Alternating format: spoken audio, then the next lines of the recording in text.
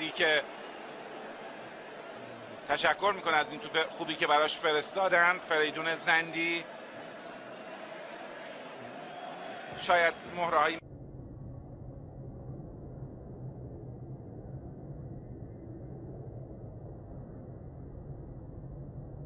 مثل میلاد میداودی، حتی آندرانیک تیموریان اگه شرایط بازی رو واقعا پیدا کرده باشه که اسمش رو نیمکت نشینا رد شده، و گوران بیرکوویچ ذخیره‌ای که معمولا میاد به بازی، علی خسیف،